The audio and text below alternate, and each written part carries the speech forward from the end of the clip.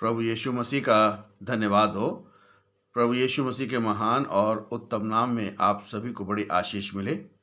आज का जो मेरा टॉपिक है वो है पवित्र आत्मा की निंदा, ब्लेस्फेमी अगेंस्ट द होली स्पिरिट, जो कि लूका की इंजील उसके 12 अध्याय और उसके 10 पद में पाया जाता है। Gospel according to saint Luke chapter 12 verse 10।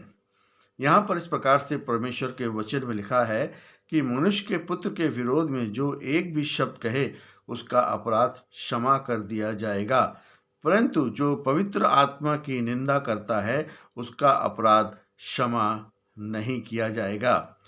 फरीसी लोग विरोध कर रहे थे क्योंकि यीशु मसीह लगातार चमत्कार कर रहे थे और लोगों को चंगा कर रहे थे, लेकिन अपनी सत्ता के खोने के डर से ये मानने को तैयार नहीं थे कि यीशु मसीह परमेश्वर की सामर्थ से ये सब कार्य कर रहे थे। फरीसी दावा कर रहे थे कि मत्ती 12:24 कि यीशु मसीह दुष्ट आत्माओं के सरदार बाल जबूल की सहायता से दुष्ट आत्माओं को निकालते हैं। मनुष्य के पुत्र के विरोध में स्वयं यीशु मसीह के लिए आप कुछ भी कहेंगे तो यानी कि समस्या सिर्फ ये है कि आपको उसका पश्चाताप करना पड़ेगा। अज्ञानता में किया गया पाप, बहुत से लोग यीशु मसीह की पहचान नहीं पाए और वे उसको बढ़ाई का बेटा या एक साधारण मनुष्य समझते थे। यदि कोई अज्ञानता के कारण यीशु मसीह का विरोध करता है, जैसे प्रेरित पौलुस ने मसीह बनने से पहले किया था, उसे पश्चाताप करने पर क्षमा मिल गई थी और पूरी तौर पर उसने फिर प्रभु यीशु मसीह का महान कार्य सुसमाचार का किया। पतरस ने यीशु मसीह का इनकार किया, लेकिन उसने पश्चाताप किया और उसको क्षमा मिल गई। पवित्र आत्मा की निंदा जो है वो क्षमा ना होने वाले पाप। पवित्र आत्मा का कार्य यह है कि सत्य का ज्ञान कराना और उसे पश्चाताप के लिए प्रेरित करना। हृदय को कठोर करना निंदा का अर्थ है कि आप शब्द बोलना नहीं बल्कि सत्य को जानने के बावजूद जो है उसको ठुकरा देना, तो यही पवित्र आत्मा की निंदा है।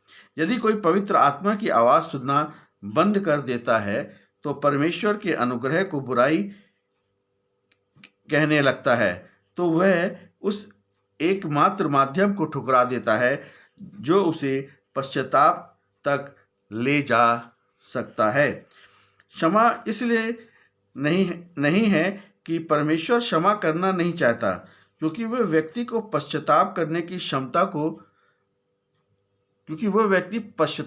की जो क्षमता है उसको वो खो चुका है और बिना पश्चाताप के क्षमा असंभव है।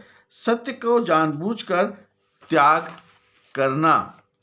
परमेश्वर हर पाप को क्षमा कर सकता है, लेकिन क्षमा पाने के लिए पश्चाताप जरूरी है।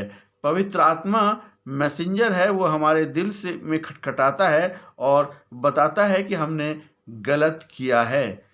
यदि आप पवित्र आत्मा को झूठा करार देते हैं तो आप उस हाथ को काट रहे हैं जो आपको बचाने के लिए आगे बढ़ा था।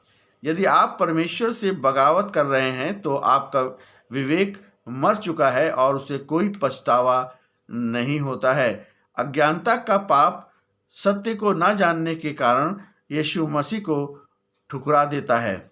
कमजोरी का पाप यानी कि जानते हुए भी प्रलोभन में गिर जाना और पवित्र आत्मा की निंदा करना, सत्य को पूरी तरह जानकर उसे शैतानी बताना और पश्चाताप के द्वार को बंद कर देता है। लूका 12 और उसके 10 में चेतावनी है कि अपने हृदय को कठोर मत करो, क्योंकि हम परमेश्वर की आवाज़ को पहचान ना सके। हमें यीशु मसीह को पूरी तौर पर समर्पण करना है। बाकी का कार्य यीशु मसीह और पवित्र आत्मा का है। पवित्र आत्मा हमें बता देगा कि हमें क्या करना है।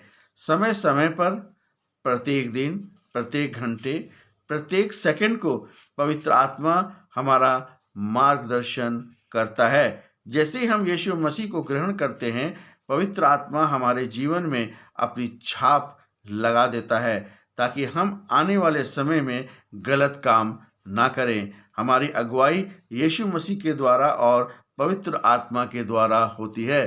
प्रभु यीशु मसीह चाहते हैं कि हम किसी भी तरीके से ना तो यीशु मसीह को और ना ही हम पवित्र आत्मा को भी किसी भी तरीके से ना ठुकराएं, बल्कि अपने लिए द्वार ना बंद करें। हम अपने लिए द्वार जो है खुला रखें, ताकि यीशु मसीह चाहते हैं कि हम, और पवित्र आत्मा भी चाहते हैं कि वो आपको क्षमा कर दे। और इसीलिए जो है आप यीशु मसीह पर विश्वास करें, अपने पापों की क्षमा मांगें, अपने पापों का पश्चाताप करें और यीशु मसीह को उद्धारकर्ता के रूप में ग्रहण करें। पापों का पश्चाताप करना बहुत ज़रूरी है। जब तक पश्चाताप नहीं करेंगे, तब तक जो मसीही जीवन का जो सार है, मसीह जीवन की जो महिमा है, मसीह जीवन के जो कार्य हैं, वो कभी भी पूरे नहीं होंगे। इसलिए प्रभु यीशु मसीह जो है वो वही द्वार है, वही हमें अनंत जीवन तक ले जा सकता है। इसलिए प्रभु यीशु मसीह के साथ चलें और उसकी महिमा करें। यीशु मसीह के नाम से मांगते हैं, आमीन।